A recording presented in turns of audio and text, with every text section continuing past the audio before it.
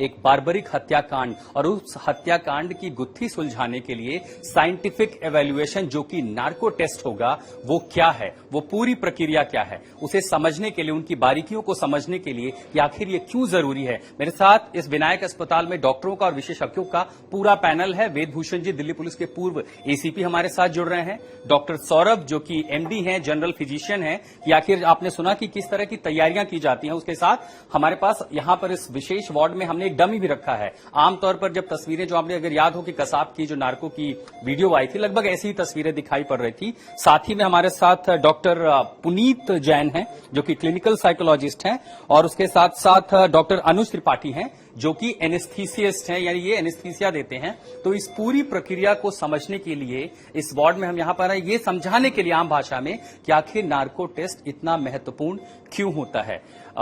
वेद जी, पहले तो पुलिस के नजरिए से कि नार्को टेस्ट जरूरी क्यों है, अगर आरोपी ने, जहां की श्रद्धा केस की बात है, आपने देखा है नजदीक से कि आरोपी ने सब अपने बयान में सब कुछ कबूल कर लिया है पुलिस के सामने। देखिए, पुलिस इन्वेस्टिगेशन के दौरान में 3 तरह के टेस्ट करती है, सस्पेक्ट के साथ या एक्यूज के साथ में। एक नार्को एनालिसिस टेस्ट है जो अब किया जा रहा है, बाकायदा कोर्ट के अप्रूवल के लिए साथ किया जाता है। पेशेंट की, सस्पेक्ट की खुद की अपनी अप्रूवल होती है कि हाँ, मेरी बॉडी के साथ आप इस टेस्ट को कर सकते हो। एक टेस्ट पोलियोग्राफी टेस्ट होता है जिसको आम भाषा में सच झूठ पकड़ने की एक मशीन है, वो भी एक इसका प्रक्रिया होती है।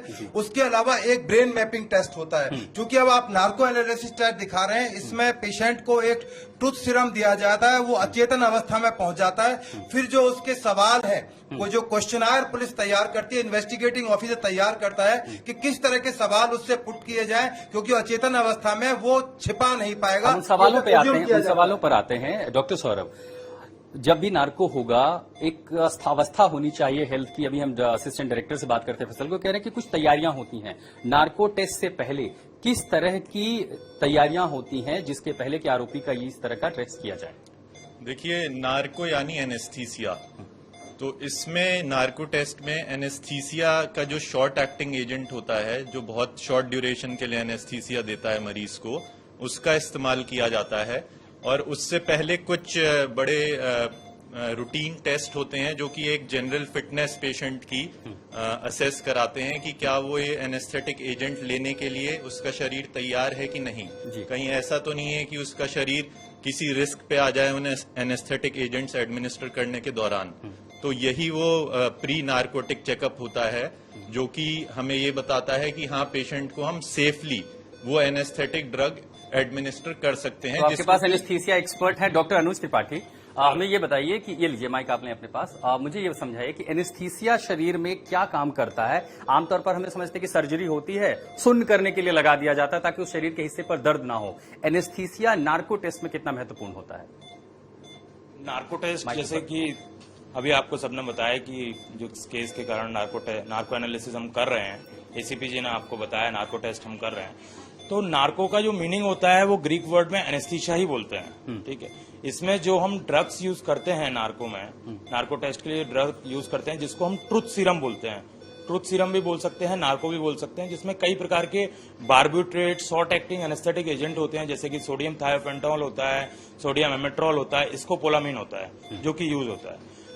एनेस्थीसिया किसी भी पर्सन को हम देते हैं या फिर किसी भी बंदे पे हम परफॉर्म करते हैं तो उसका मेन हमारा ऑब्जेक्टिव 3 चीजें रहती हैं। एक तो हम उसको पेन से निजात दिलाते हैं, एक उसको सबकॉन्शियस माइंड में रखते हैं। सबकॉन्शियस माइंड की जब बात आती है, अब यहां शुरू होता है काम क्लिनिकल साइकोलॉजिस्ट का। डॉक्टर पुनीत, साइकोलॉजिस्ट की भूमिका नार्को टेस्ट में क्या होती है और ऐसे कौन से वो मानसिक अवस्था में वो होता है ताकि वो आपके सवालों को सुन पाए और उसका जवाब दे पाए? जब ड्रग्स पेशेंट को जब दी जाती है तो वो कॉन्शियस स्टेट में नहीं रहता और वो सबकॉन्शियस स्टेट में पहुंच जाता है, जिसे हम अल्फा स्टेट कहते हैं। अल्फा स्टेट ऑफ माइंड के अंदर वो पर्सन हर सवाल सुनता भी है और उसका इनहिबिशन के अलावा जवाब भी देता है, सही सही जवाब देता है जो है। क्योंकि जब वो पर्सन कॉन्शियस स्टेट में है तो वो अपने एनालिसिस, प्री एनालिसिस सब करता रहता है, जो कि ड्रग की वजह से वो सब खत्म हो जाता है। और मुझे वो ये आराम बताइए से कि सब जवाब दे पाता जैसे है। कोई आदमी सबकॉन्शियस अवस्था में है, जी। तो हम आमतौर पर जब बात कर रहे हैं, मेरे लंबे सवालों को आप सुन और समझ सकते हैं। नार्को के टेस्ट के लिए एक आदमी जो सबकॉन्शियस अवस्था में है, हाँ। उससे कितने सवाल पूछे जा सकते हैं, सवालों का जो ड्यूरेशन है वो कितना होता है, कितने शब्द होते हैं, और वो जो जवाब देता है वो कैसे होते हैं, और उस पर कितना रिलाई किया जा सकता है?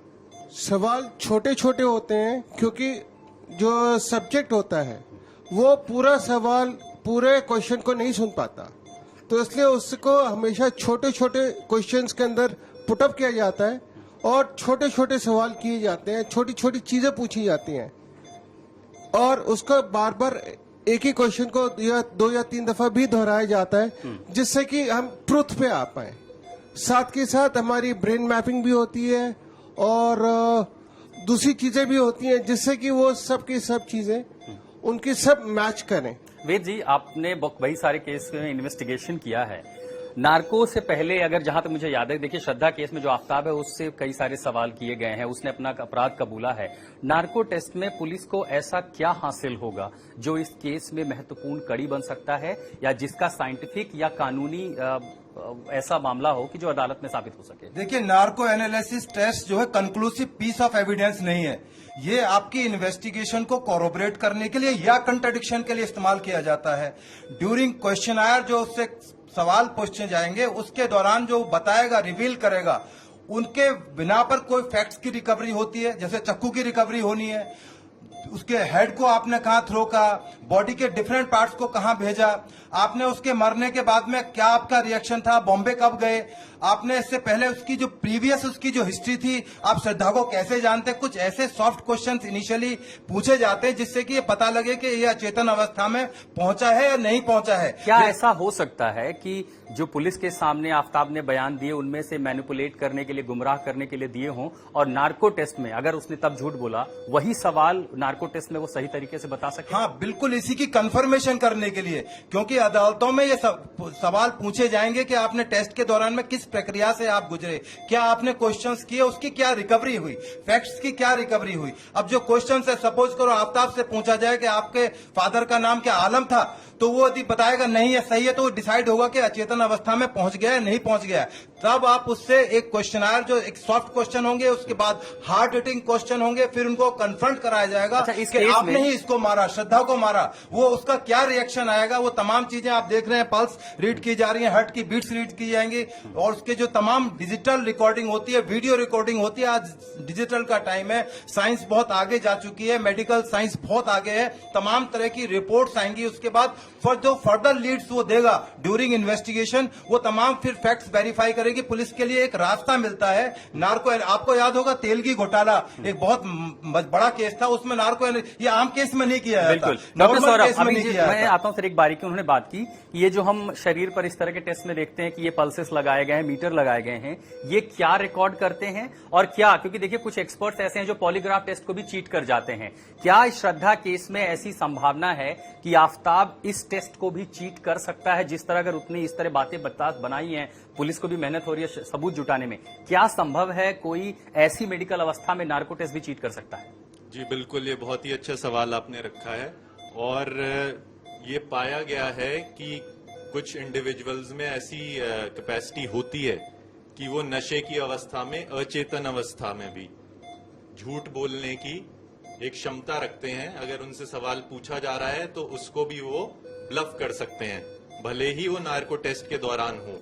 तो इसीलिए इसकी एक कॉरबोरेटिव वैल्यू है इस टेस्ट की, और इसको एक कोर्ट जो है वो भी ये नहीं मानता कि ये जो पल्सेस हम बॉडी पे लगाते हैं, दरअसल वो क्या काम करते हैं, उनकी रीडिंग क्या होती है और कैसे हम समझते हैं, अगर आम भाषा में समझना चाहें कि वो करते क्या है? देखिए, ये पाया गया है मेडिकल साइंस में कि जब भी कोई इंसान जो है झूठ बोलने की कोशिश करता है, तो उसके जो वाइटल्स होते हैं, जैसे उसका पल्स रेट है जो कि जो हम स्क्रीन पे पर देख सबसे रहे हैं, ऊपर दिख रहा है, जी। 86 करके जो आ रहा है, तो वो बढ़ जाता है। ऐसे ही साथ में ब्लड प्रेशर जो है पेशेंट के, वो राइज करने लगते हैं जब कोई पेशेंट झूठ बोलने की कोशिश करता है। उसकी जो रेस्पिरेशन रेट है, जो छाती का जो ये थ्रस्ट आ रहा है जब वो सांस लेता है मरीज, ये बढ़ जाता है। पसीने आने लगते हैं कुछ इंडिविजुअल्स को जब वो झूठ बोलने की कोशिश करते हैं। तो ये बिल्कुल आपने सही बात रखी कि और ऐसा कोई- आदर्श मिश्रा हमारे साथ इस समय फॉरेंसिक एक्सपर्ट भी आ गए हैं। देखिए, अब ये एक पूरा बड़ा पैनल है। हम आम भाषा में समझने की कोशिश कर रहे हैं कि आखिर इस नार्को टेस्ट से हासिल क्या होगा और कितना महत्वपूर्ण है। आदर्श, एक सवाल आपसे ये कि फॉरेंसिक के लिए कितनी बड़ी चुनौती होती है नार्कोटिक्स टेस्ट को कंडक्ट करना, किन किन चुनौतियों से वो गुजरते हैं और कानूनी भाषा में इसका इस्तेमाल जो है वो कहां तक किया जा सकता है? देखिए, कई बार जो जिसका नार्को टेस्ट किया जाता है वो प्रिटेंड करते हैं कि हम सब कॉन्शियस स्टेज में हैं, लेकिन जबकि वो होते नहीं हैं। तो ये लोग क्या होता है, पहले से गूगल पे सर्च करके रखते हैं कि कितनी देर में होगा, या कई बार क्या होता है कि उस पर्सन की अपनी कैपेसिटी है किसी भी ड्रग को मतलब ब्लफ किया जा सकता है नार्को किया टेस्ट जा में? सकता है। लेकिन देखो, जो पहली बार जिसके साथ हो रहा है तो इतना चांसेस नहीं है कि वो कर पाएगा, बट देखो पॉसिबिलिटी उस चीज की बिल्कुल है। और अगर ऐसे केस होते हैं डॉक्टर पुनीत, तब मनोचिकित्सक का काम आता है कि अगर कोई पेशेंट ब्लफ कर रहा है नार्को टेस्ट, ये कैसे सुनिश्चित किया जाता है कि उस अवस्था में भी सही सवाल पूछ के सही जवाब निकलवाया जा सके?